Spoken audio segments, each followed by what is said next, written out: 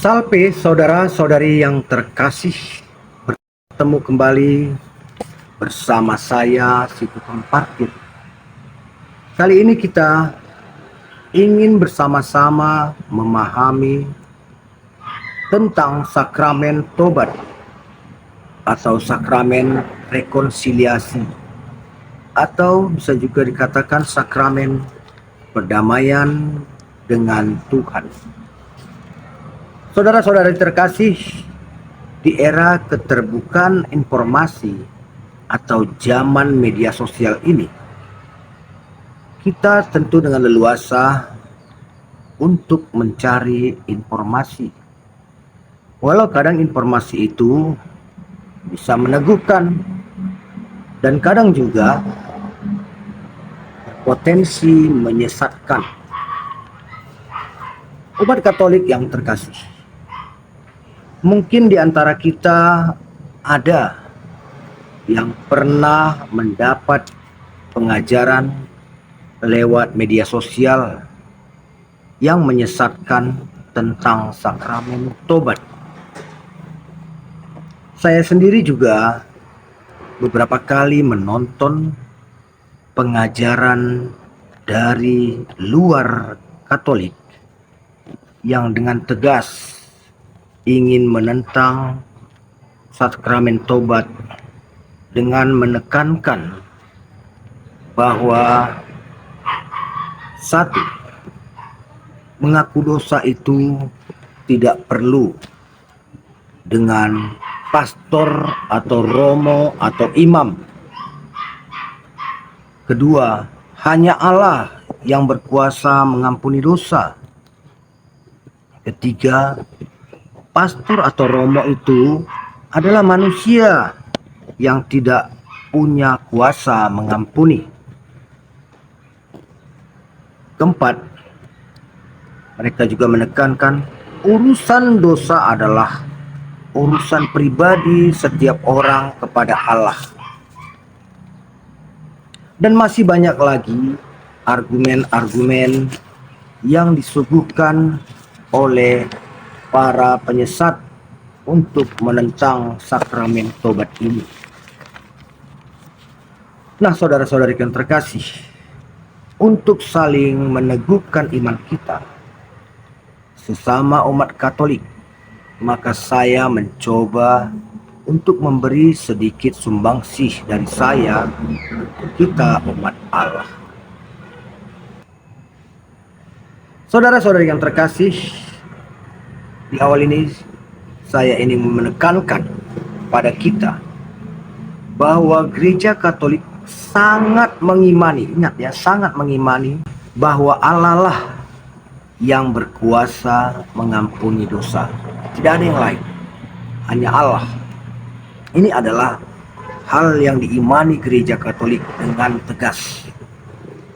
Nah, dengan dasar iman ini, mungkin pengajar-pengajar yang menentang sakramen tobat ini akan merasa benar dan juga dengan yakin bahwa Gereja Katolik salah menerapkan sakramen tobat itu.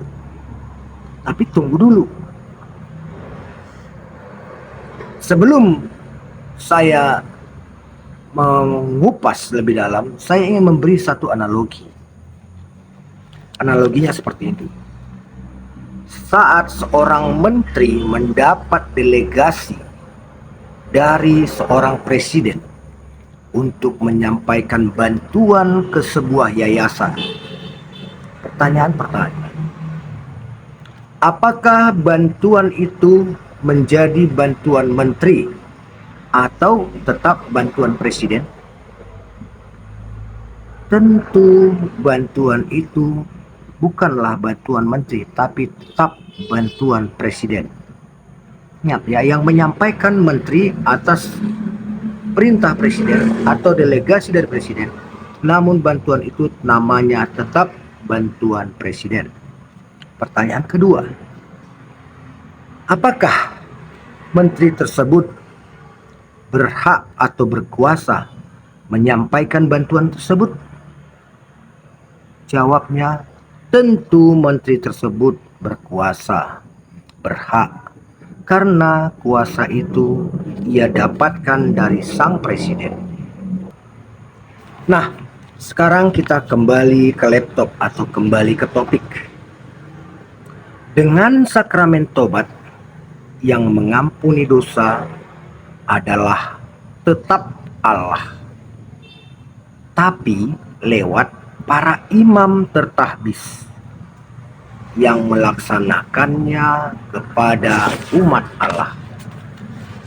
Tentu mereka akan bertanya, dari mana imam tertahbis mendapat kuasa? Imam tertahbis adalah penerima kuasa apostolik yang diwariskan oleh Petrus dan para rasul.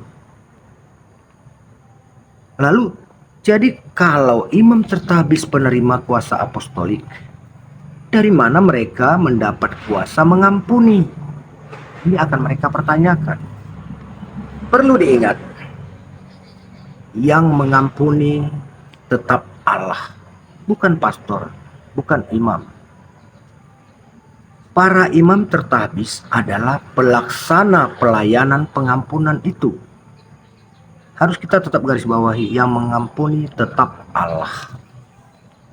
Lalu mereka akan bertanya, dari mana dasarnya, alasannya?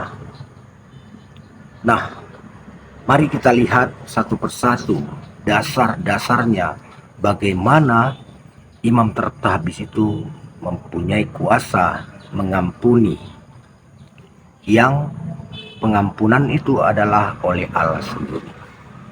Kita lihat di dalam Yohanes 20 ayat 21 sampai 23. Sama seperti Bapa mengutus aku, demikian aku mengutus kamu. Jikalau kamu mengampuni dosa orang, maka dosanya diampuni. Jika kamu mengatakan dosanya tetap ada, dosanya tetap ada. Kita lihat lagi di Matius 16 ayat 19. Aku akan memberikan kepadamu kunci kerajaan sorga. Apa yang kau ikat di dunia ini akan terikat di sorga. Dan apa yang kau lepas di dunia ini akan terlepas di sorga. Yang ketiga, kita lihat di Injil Matius 18 ayat 18. Sana dikatakan, aku berkata kepadamu, sesungguhnya apa yang kamu ikat di dunia ini akan terikat di sorga, dan apa yang kamu lepas di dunia ini akan terlepas di sorga. Selanjutnya kita lihat di 2 Korintus 5 ayat 18. Dan semuanya itu dari Allah yang dengan perantaran Kristus telah mendamaikan kita dengan dirinya, dan yang telah mempercayakan pelayanan perdamaian itu kepada kami. Ya, mempercayakan pelayanan perdamaian itu kepada kami. Apa itu pelayanan perdamaian? Pelayanan perdamaian adalah pengampunan dosa. Saat manusia berdamai dengan Allah, disitulah dosa diampuni. Kita lihat lagi di 2 Korintus 5 ayat 20. Jadi kami ini adalah utusan-utusan Kristus. Seakan-akan Allah menasihati kamu dengan perantaraan kami.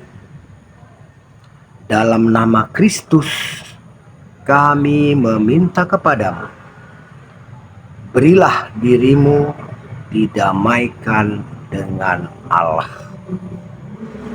Nah, saudara-saudariku yang terkasih, dari beberapa pesan kitab suci di atas, jelaslah bahwa para rasul yang diteruskan oleh para imam tertahbis sungguh mendapat mandat atau delegasi dari Yesus sendiri untuk melaksanakan pelayanan perdamaian manusia dengan Allah,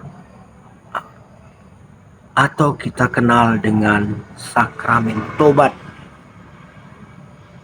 Dan pengampunan itu tetap oleh Allah dengan pelaku pelayanannya oleh imam-imam terpakdis sebagai pemegang pewaris kuasa apostolik dari para rasul. Nah, saudara-saudariku yang terkasih umat Katolik dimanapun berada, semoga dengan uraian singkat saya ini dapat membantu saudara-saudariku untuk semakin teguh akan iman kita pada Tuhan kita Yesus Kristus. Salve, salam kasih bagi kita dalam gereja yang satu, kudus, katolik, dan apostolik. Dari saya, si tukang parkir. Tuhan beserta kita.